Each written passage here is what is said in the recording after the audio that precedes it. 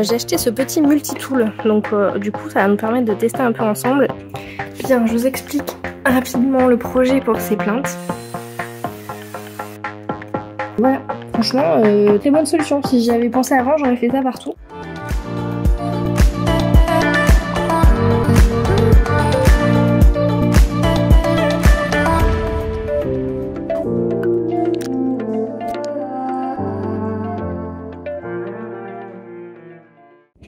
Bien, je vous explique rapidement le projet pour ces plaintes. Je vais donc plaquer mes plaintes ici. Je ne vais pas utiliser le système de crochet qui existe normalement sur les plaintes toutes faites qu'on achète en magasin. Je trouve que c'est pas très efficace, ça tient pas très bien. Je suis pas convaincue par ce système là que j'ai déjà eu à utiliser par le passé. Donc moi je vais fixer mes plaintes de manière un petit peu plus définitive entre guillemets. Le projet c'est de positionner des morceaux de bois, donc je vais utiliser des chutes de plan de travail qu'on ne va pas utiliser, que je vais donc clouer par l'intérieur du meuble ici pour mettre des petites cales, et je viendrai moi poser ma plinte comme ça par dessus et visser dans les cales qui seront donc derrière.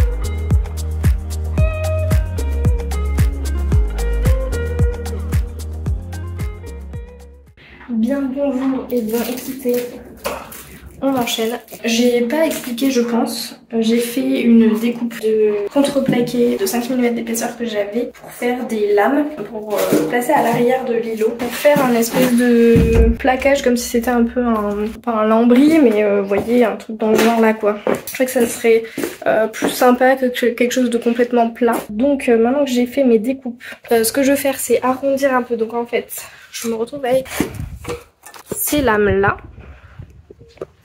Et donc ce que je veux faire c'est arrondir un petit peu les angles ici, casser un peu l'angle pour qu'on voit en fait la transition entre chaque lame, que ça fasse justement cet effet un peu parquet, un peu lambris. Je veux vraiment qu'on voit en fait la transition entre les lames. J'allais le faire à la main et puis je me suis rappelé que je viens d'investir. Investir est un bien grand mot vu ce que m'a coûté cet outil.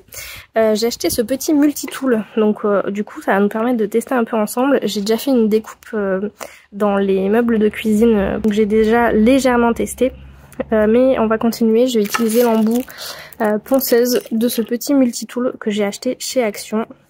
Ceux qui connaissent Action savent que la marque Ferme vient de là-bas. On va voir un peu ce que ça donne. Il m'a coûté 20 €, enfin c'est 19,90 je crois, un truc comme ça. Donc voilà, c'est pas, je sais déjà que la qualité est pas incroyable. Ne serait-ce que le bouton marche arrêt ici, il est un peu dur et un peu, voilà, ça fait très très plastique. Et ici, attendez, je vous pose. Et ici, on a la petite manivelle pour enclencher ici l'embout que vous rajoutez. Et en fait, alors je sais pas si c'est censé tenir comme ça ou non, mais ça ne tient pas. Donc faut faire un peu attention à ses doigts. Je pense que juste en mettant comme ça suffit. On va faire le test. Et non, hein. Je pense qu'il faut que ce soit vraiment relevé comme ça. Ouais. Vous voyez, c'est pas... faut vraiment le maintenir en fait. Sinon, ça revient. Donc ça, c'est pas très pratique, je trouve. Parce qu'il faut vraiment maintenir le truc. Il tient pas seul, hein. Voilà, je suis pas folle. Hop. Est-ce qu'il y a une manip? Faut pousser, le tirer? Non. C'est un peu, je trouve, le côté négatif que j'ai remarqué pour le moment. Voilà, après par contre, une fois que c'est mis en place, c'est assez facile, hein. C'est assez facile à utiliser. Il fait aussi pas mal de bruit, mais ça, à la limite, c'est pas le plus gênant. Voilà, on va utiliser un petit peu la ponceuse. Si je vois que c'est un peu laborieux, je ferai à la main parce que des fois c'est aussi rapide, voire plus rapide de faire des petits ponçages comme ça à la main. Et des fois c'est plus précis aussi. Donc on va voir ce que ça donne.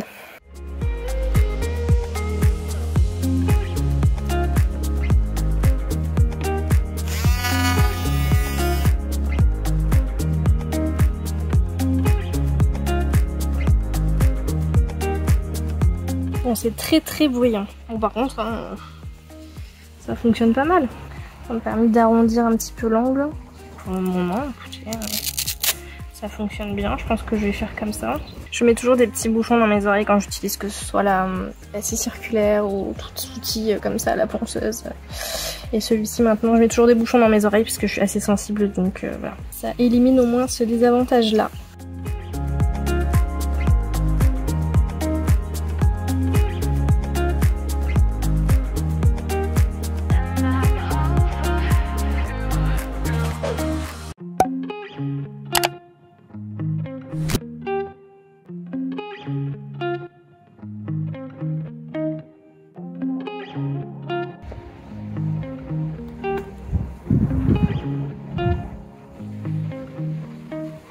Comme vous l'avez vu, j'ai fini à la main parce que le papier ne tient pas sur la brosse. Ça tenait pas, donc j'ai pas envie de m'embêter, j'ai pas d'autre papier. Enfin si j'en ai, mais pas en grain 80. Donc bon bah voilà quoi. Oui, je me suis râpé le doigt. Enfin voilà. Ça allait bien aussi à la main.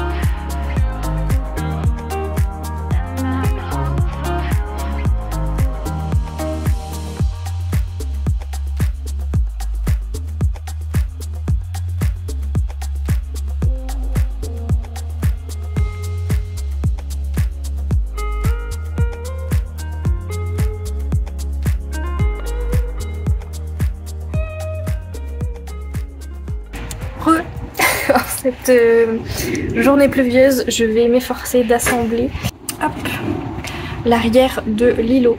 Donc on va y aller à coup de colle à bois et d'agrafe. C'est un combo qui a bien fonctionné pour moi pour les tiroirs. Donc écoutez, on va continuer avec ça. Ça marche bien sur le contreplaqué de 5 mm. Franchement, autant ne pas s'en priver. Et après, je fixerai, moi, je pense, sur le lilo avec des petites pointes, je pense. Alors, j'ai divisé l'arrière de l'îlot en deux. Je dois les assembler par l'arrière avec un petit morceau de contreplaqué. Que je les agrafe par l'avant puisque sinon les agrafes vont ressortir et ça va pas être super esthétique.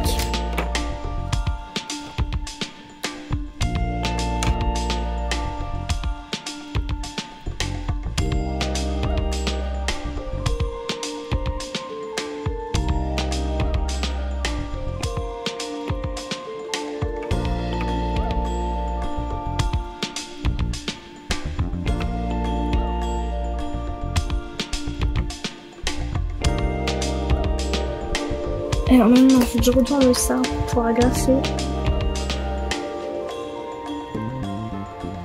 On est bon. Je pense que là, on est plus ou moins au taquet. J'aime beaucoup l'effet que ça fait, franchement. J'ai bien fait d'arrondir un peu les angles ici. Donc il faut que je maintienne bien, que ça passe bien au travers, que ça plaque bien, que je me transperce pas les doigts. Ah, c'est pas sorti. Super.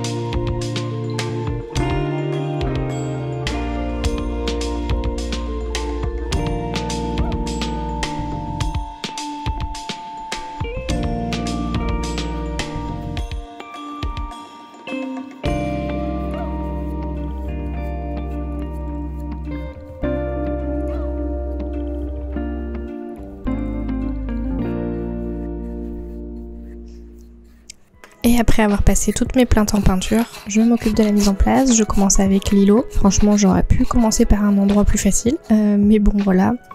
Donc je place mes cales, celles que j'avais au préalable découpées, aux endroits stratégiques de mes plaintes. Pour l'îlot, ça correspond aux angles et aussi à l'intersection entre les deux meubles. Elles me servent à espacer suffisamment les plaintes des pieds, donc elles viennent se caler directement contre les pieds. Mais elles me servent aussi à assembler les plaintes entre elles une fois posées et à fixer le tout par l'intérieur du meuble ensuite.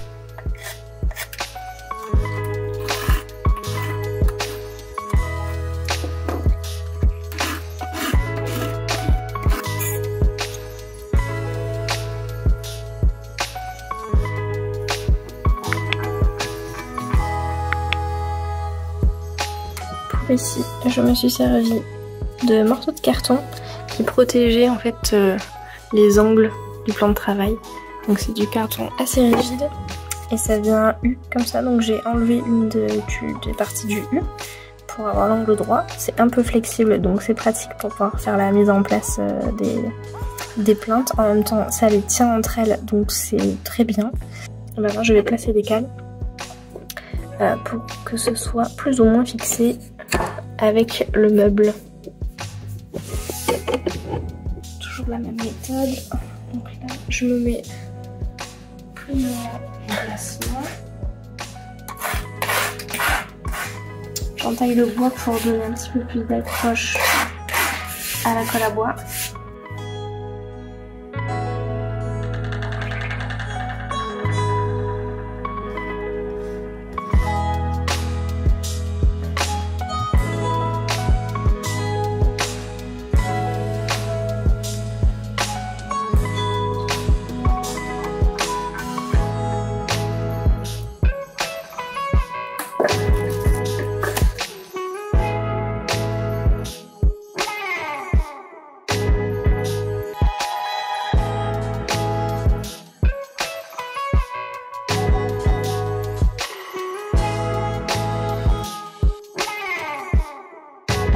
Alors là on est au niveau de l'îlot ici. Donc les plaintes sont là. Les petites encoches ici puisque au niveau des pieds il y a un petit rebord qui faisait que ici on est vraiment à ras sur le côté et je pouvais pas mettre de plainte si je faisais pas d'encoche. Donc c'est chose faite à ce niveau là. De deux côtés. J'ai assemblé parce que je pense que pour la pose ce sera plus simple, donc j'ai assemblé 3 côtés. Les 2 côtés plus la face avant des plaintes. Donc j'ai assemblé ça avec ces cales là. J'aurais pu le faire avec le carton comme j'ai fait ici, mais je n'y avais pas pensé. Et pour le coup c'est de plus grandes sections, donc je pense qu'avec des cales comme ça sera bien plus solide aussi. Et donc là ce que je vais faire c'est positionner maintenant des cales sur cette partie là. Je pense que les côtés il n'y aura pas besoin, mais pour bien maintenir la plainte plaquée comme ça je vais mettre des cales, je pense une ici et une ici qui correspondront plus ou moins au centre du tiroir là et au centre ici, et je viendrai visser par dessus comme ça pour que la plainte reste bien plaquée en avant. Toujours avec la même technique, les morceaux de plan de travail collés à la pâte à bois.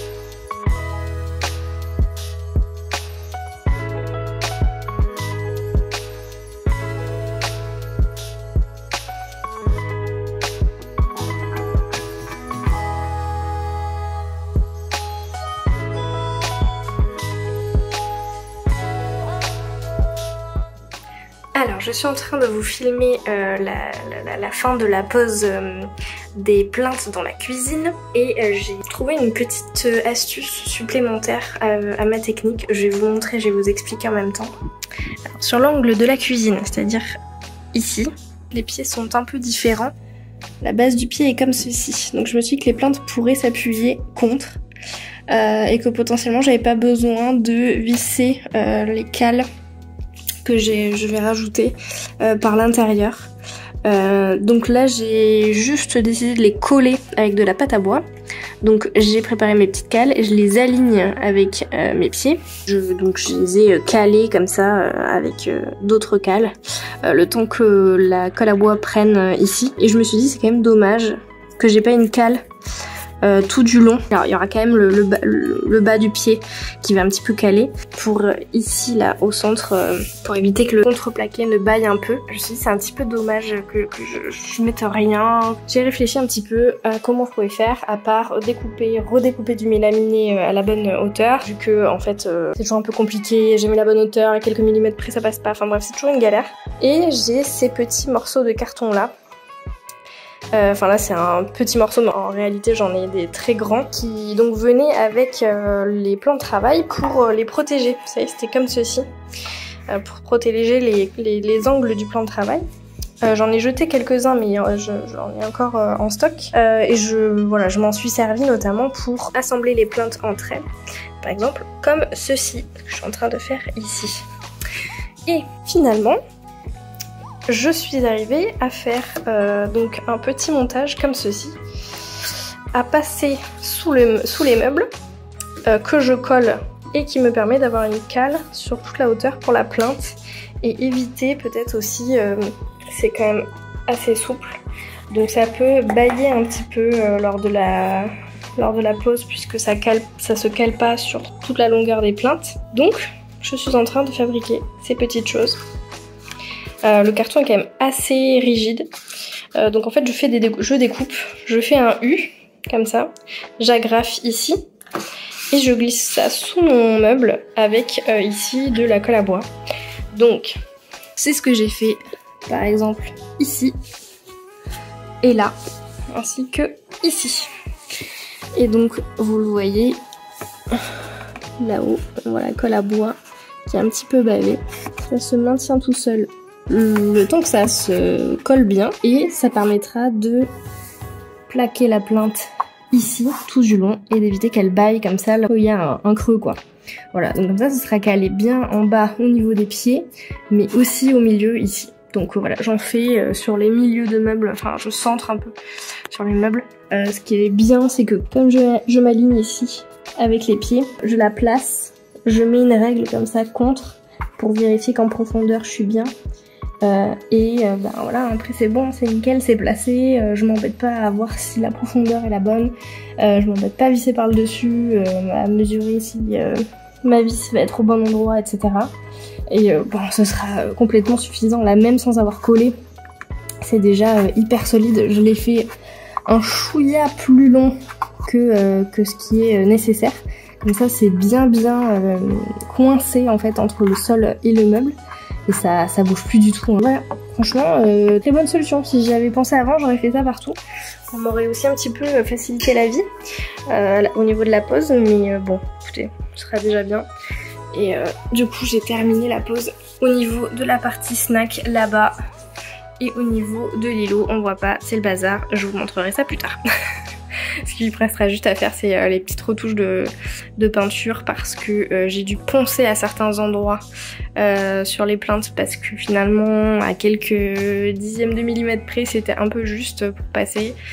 Donc voilà, il faudra que je fasse un petit peu de retouche de peinture, mais on y est presque. Ce que j'aurais à faire, c'est quand même jointer ici parce que bon, bah, malgré tout, j'ai pas réussi à faire des angles vraiment très net, donc il y a quand même un espacement, j'ai du mal à, voilà, à bien positionner les plinthes pour qu'elles soient bien collées entre elles.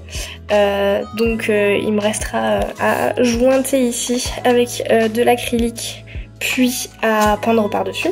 Du coup je vous montre comment je fais ma petite cale, c'est tout simple. Je vais prendre ma mesure de la plinthe qui correspond pour avoir la bonne hauteur que je note avec un petit feutre.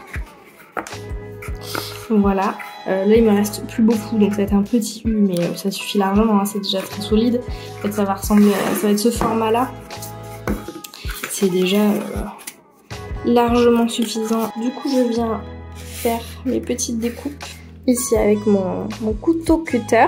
Ça c'est d'un pratique, c'est beaucoup plus pratique et beaucoup plus safe que les cutters habituels.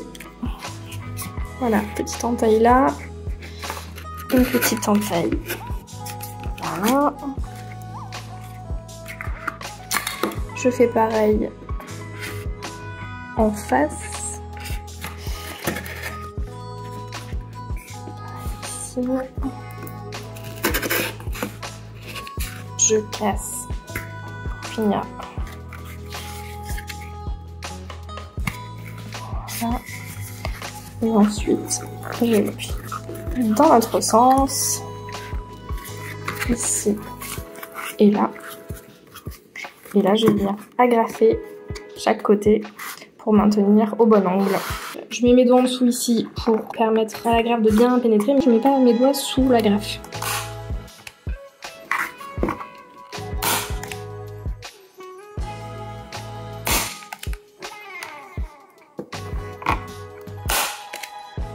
En général, je garde la partie la plus longue pour le bas, pour que ça ne bascule pas, vous savez. Ensuite, je viens, toujours même technique, j'entaille un petit peu mon carton. Donc sur le dessus, sur le devant aussi, puisque après ce sera ma plinthe qui sera collée par là, donc j'anticipe en fait.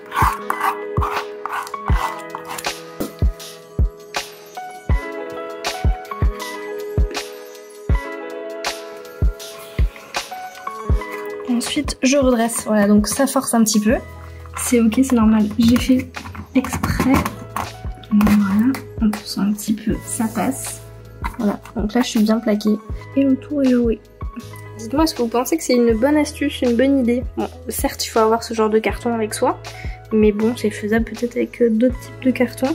Éventuellement, si en plus vous êtes en train de refaire une cuisine, vous aurez peut-être des cartons comme ça de votre plan de travail également. Voilà, du coup je pense que je vais les garder, ces petits trucs là. Ça peut me servir pour d'autres projets encore. et je profite de ces quelques dernières images de ce projet plainte sur mesure pour revenir sur mon utilisation de l'agrafeuse. C'est quelque chose que je vous recommande vraiment si vous travaillez comme moi sur un bois tendre pas trop épais. On voit beaucoup l'utilisation de gros cloueurs, cloueuses pneumatiques, vous savez les grosses machines sur les vidéos de rénovation, aussi bien sur les vidéos des Américains que des Français. Et finalement une simple agrafeuse comme ça peut vraiment faire un très bon job pour remplacer ce type de machine. Perso j'en ai une très basique, mais il y en a d'autres encore qui permettent aussi d'utiliser des clous ou des agrafes. Et c'est vrai que les clous ou les petites pointes ça peut être beaucoup plus discret selon le projet. À mon avis c'est vraiment une option à explorer si vous avez le même type de projet que moi et que vous désespérez de vous payer une des grosses machines qu'on voit partout.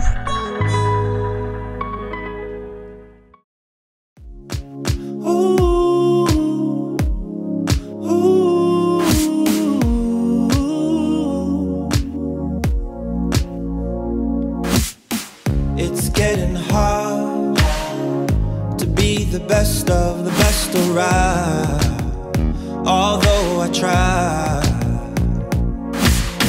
but when I feel like all is wrong, I see you smile and you make it right. Alright, so for one night, let's pretend you're mine, 'cause I'm alone, yeah. And all I know is, yeah, that every time I'm going down, I just want you around. 'Cause no one else can save me down, so come and be my baby. 'Cause every time I'm feeling down, I just need you around.